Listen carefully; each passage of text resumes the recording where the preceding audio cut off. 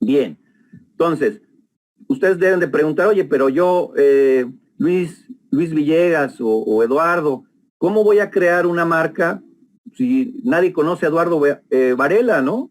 O a Luis Villegas, solamente me conocen aquí en la cuadra o qué sé yo.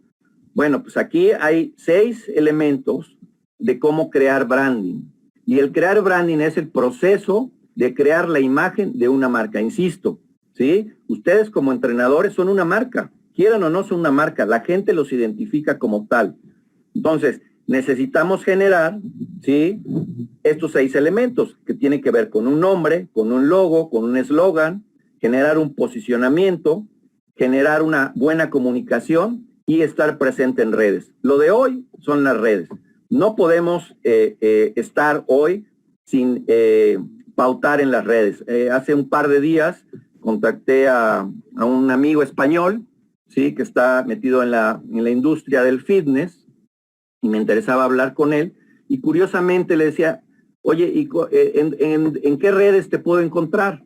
Y me dice, no, yo no tengo redes personales, todas las redes que yo utilizo son las de mi negocio, ¿sí? Entonces, puedes no tener redes, te pueden no gustar, pero hoy en día, si quieres de alguna manera trascender, si quieres llegar a más público, necesitas hacer el uso de las redes, ¿de acuerdo? Entonces, ustedes como entrenadores, por ejemplo, ¿sí? No sé cuántos tengan, por ejemplo, un logo que identifique su academia o un logo que identifique la empresa donde están, etcétera. Entonces, nosotros, aquí les pongo un ejemplo de lo que es de los diferentes tipos de imágenes que podemos utilizar para su marca. Entonces, cuando hablamos de isotipo, hablamos de la parte simbólica de la marca, ¿no? El logotipo tiene que ver con la palabra, cuando se identifica la marca con un texto. El imagotipo es cuando sumamos el isotipo con el logotipo, y el isólogo es cuando le agregamos una palabra, ¿de acuerdo? Entonces, esto es muy importante porque muchas veces dices, bueno, ¿yo por qué voy a generar un logo, un isotipo, una imagotipo, un isólogo, si al final de cuentas mucha gente me conoce? Sí, pero mucha gente te conoce, pero la competencia también te conoce. Y si la competencia genera o se atreve a utilizar estos elementos, va a tener un paso adelante de ti. Entonces, tenemos que afinar lo que decimos, tenemos que construir el mensaje que queremos transmitir. Y esto lo hacemos en base a la regla SWISS por su significado en inglés, que quiere decir palabras cortas en oraciones cortas. Entonces, nosotros no podemos generar un discurso que se lleve 2 o 3 páginas. Tiene que ser un discurso que nos diga de manera muy clara y concisa qué es lo que queremos transmitir. Y esa frase que nosotros utilicemos tiene que ser contundente. Bien, entonces, no se trata de a quién conoces, ¿sí? Más bien necesitamos crear alianzas y formar relaciones. Hace un tiempo, una persona de Tehuacán, Puebla, me invitó a su academia para que le diera yo algunas ideas de lo que pudiera hacer, ¿no? Entonces era una cancha al aire libre, estaba bardeada, estaba en muy buenas condiciones, tiene cafetería porque todavía existe, sí, tenía varios elementos en el cual él le podía haber sacado mucho más provecho, ¿no? Entonces, por ejemplo, él no utilizaba las paredes de la barda para poner publicidad, por ejemplo. No utilizaba las paredes de la barda para poner los horarios de los diferentes entrenamientos de cada una de las categorías. Entonces, cuando tenemos nosotros elementos que podemos usar y no los usamos, pues son elementos que si la competencia los tiene y los usa, pues obviamente va a generar una diferenciación con esto. Entonces, ¿qué es lo que necesitamos hacer nosotros? Nos necesitamos atraer y conectar. Es mejor que nosotros atraemos a la gente y conectemos con ellos que perseguir y convencer, rogarles, ¿no? Oye, vente, inscríbete conmigo, oye, venga acá a la universidad con nosotros. Entonces, tenemos que enamorar antes que perseguir y convencer. Y para poder enamorar, entonces, necesitamos, además que la historia que nosotros estamos contando o queriendo contar, tiene que ser una historia estratégica, ¿de acuerdo? Porque esa historia estratégica va a ser tu diferencial o tu diferenciador. ¿Por qué? Porque se trata de ti. Al finalmente, lo que tú no hagas, nadie lo va a hacer por ti, ¿de acuerdo? Ya seas entrenador, ya seas directivo, ya seas gerente en alguna entidad deportiva, lo que seas. Lo que tú no hagas por ti, nadie lo va a hacer. Entonces, ¿qué necesitamos entender? Que nosotros como tales somos una marca, ¿sí? ¿Y cuál es el mensaje que queremos transmitir con la marca? Pues esa es una muy buena pregunta. Y si no la sabemos contestar, entonces hay que buscar lo que los líderes están haciendo. No está mal copiar, ¿sí? Contrariamente a lo que ustedes pudieran pensar. Nosotros podemos ver qué estrategias están siguiendo otras personas que han sido exitosas en lo que nosotros hacemos y podemos de alguna manera tomar esas estrategias, mejorarlas, obviamente, darles nuestro sello personal y poder implementarlas para poder entonces mandar un mensaje que sea captado a la población objetivo que nosotros queremos. Entonces, no se trata de copiar, insisto, se trata de generar diferenciación. Y esta diferenciación puede ser de muchas formas y maneras. Entonces, tienes que creer en tu marca y tienes que creer en ti. Insisto, yo creo que hay gente muy valiosa aquí en México, pero que sin embargo no hemos sabido como entrenadores explotar ese valor que nosotros tenemos. ¿Por qué? Porque al final de cuentas, y les voy a poner un ejemplo que tiene que ver, por ejemplo, con el uso del Internet, perdón por la redundancia. El Internet, tú, al final de cuentas, vas a generar una impresión. Y esa impresión, cuando la gente te busca en el Internet, ¿no? Lo más común, cuando tú quieres buscar algo, lo googleas, ¿sí? Y sale, ¿no? Pero cuando tú no sales dentro de los 10 íconos, los 10 principales, pues entonces ahí ya llevas una desventaja. Entonces, si no te ven en la web, por eso puse este slide en oscuro, si la gente no te ve, pues obviamente no va a ir contigo, no va a saber quién eres. Entonces tienes que ser muy estratégico en la manera en que tú te vas a proyectar dentro de las redes sociales o del Internet, ¿de acuerdo?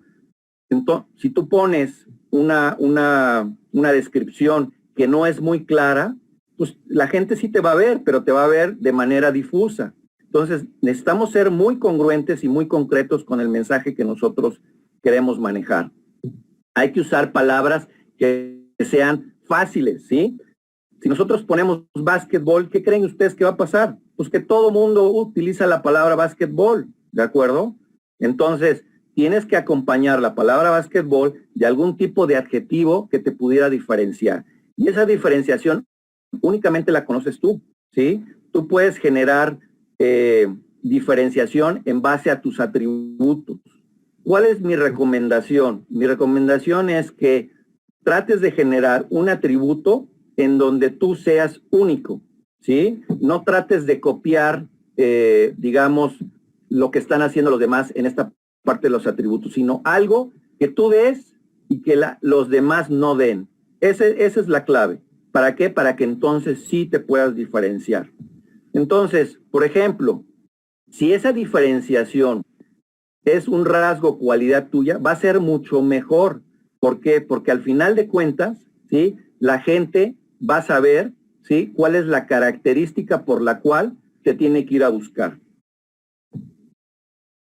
Y esa característica muchas veces está identificada en las marcas. ¿Por qué? Porque las marcas nos comunica muchas veces qué es lo que hacemos. Y qué es lo que hacemos, lo reciben a través de muchos medios nuestro público objetivo, que son las personas.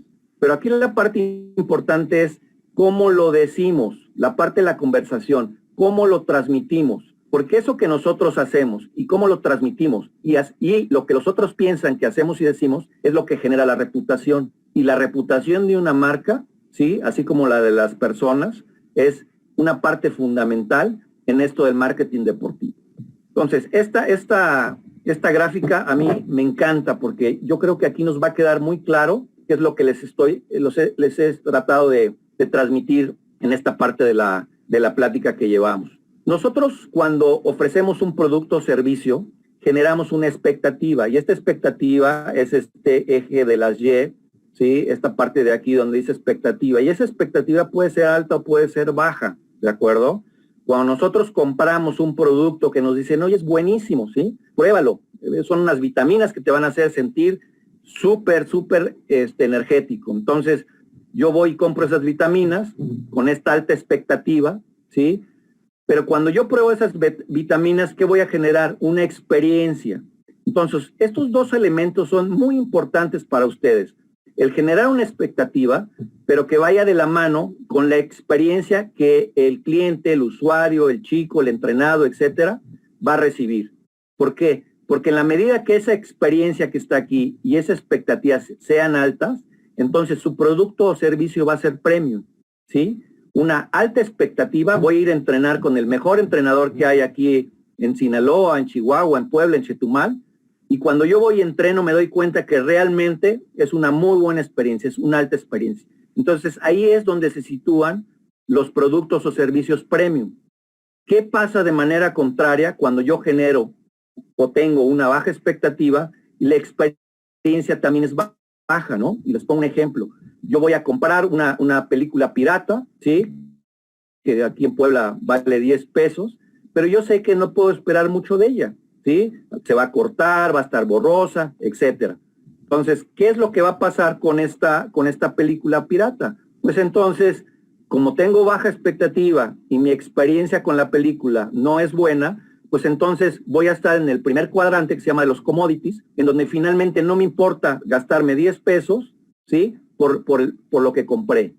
Sin embargo, si yo genero una alta expectativa de esa película, ¿sí? Que se va a ver padrísima, pero mi experiencia es mala, entonces, ¿qué es lo que voy a hacer? Pues voy a reclamar a la persona que me lo vendió, ¿de acuerdo? De igual manera, si yo digo que soy el mejor entrenador de la región y cuando va la mamá a dejar al chico, simplemente lo pongo a correr alrededor del campo o a hacer 2 o 3 ejercicios, pues obviamente vamos a tener una queja. ¿Por qué? Porque la expectativa que tenía esa mamá, ese papá, es alta, pero la experiencia que recibió el chico es baja.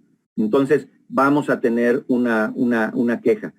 Y el último concepto es cuando tenemos una experiencia alta, ¿sí? Pero la expectativa es baja, ¿no? Pues vamos a ir a entrenar a tal academia, pero no tengo mucha referencia, mi expectativa es baja. Y cuando voy me doy cuenta que es un entrenador de alto nivel, que motiva, que tiene sus balones limpios, que el lugar donde entrenan también está limpio, pintado, tiene redes en los aros, etcétera. Mi experiencia va a ser muy buena. Entonces, es un producto o servicio sorpresa, ¿de acuerdo? Y de la sorpresa al premium es más fácil llegar. Entonces, fíjense cómo estos dos conceptos, expectativa y experiencia, son básicos en la proyección de la marca o del mensaje que nosotros queremos comunicar.